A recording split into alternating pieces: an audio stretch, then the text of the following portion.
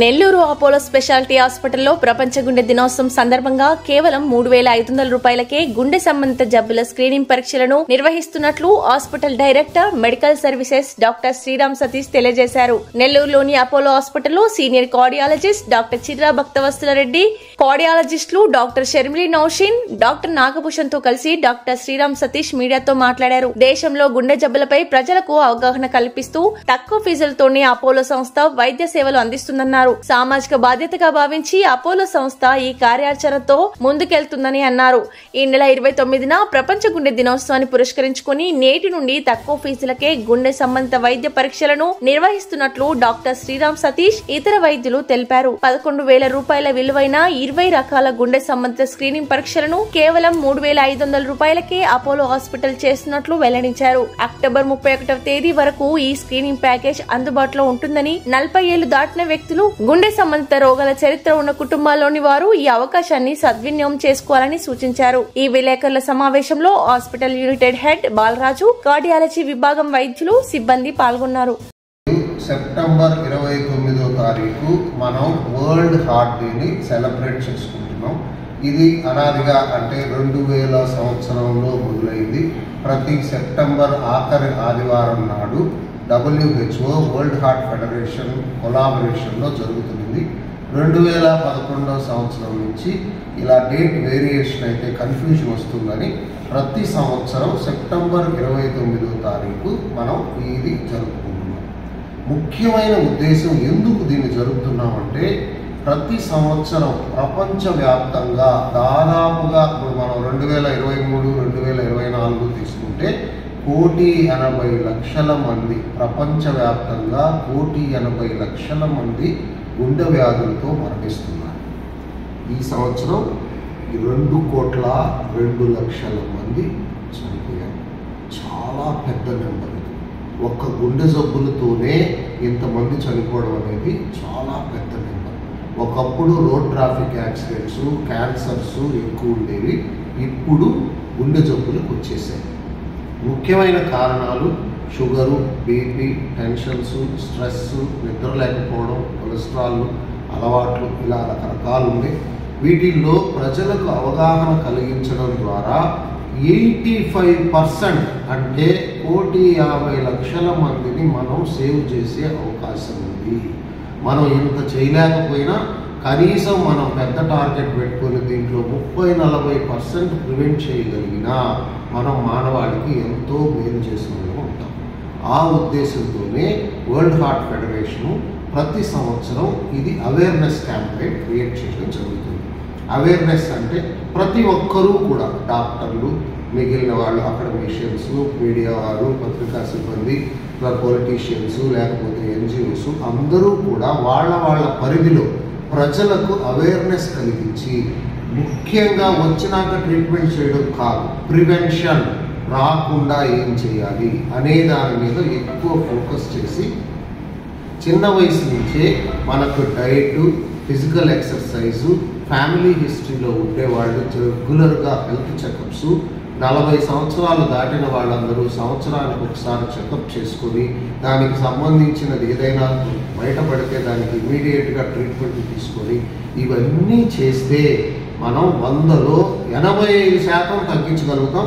మనం అంత చేయలేకపోయినా కనీసం 40% దరిదాపుల్లో మనం అచీవ్ చేసినా మన టార్గెట్ మనం అచీవ్ అయ్యాము అవుతాగా. ప్రతాప్ సి రెడ్డి గారి ఆధ్వర్యంలో నడుస్తున్న అపోలో స్పెషాలిటీ హాస్పిటల్ నెల్లూరు విభాగం గుండె జబ్బులకు స్క్రీనింగ్ టెస్ట్ అనేది మనం ఈ నెల అంతా స్టార్ట్ చేయడం జరుగుతుంది.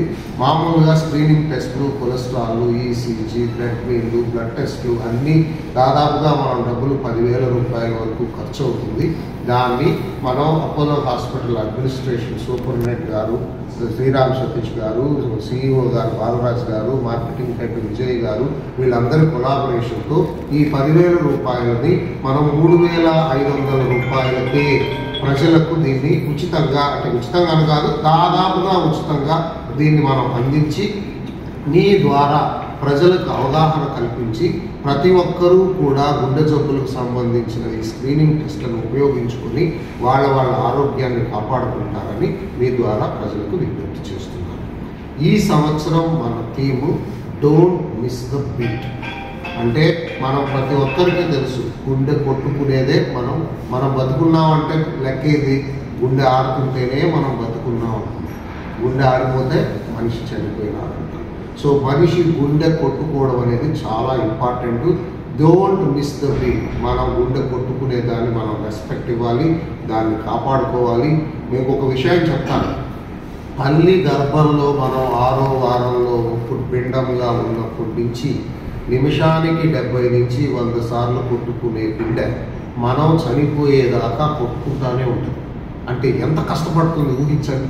నిమిషానికి 70, గంటకి, రోజుకి, సంవత్సరానికి మనం 70-80 ఏళ్ళు లేదా 100 ఏళ్ళు బతికితే ఎన్నిసార్లు కొట్టుకుంటుంది?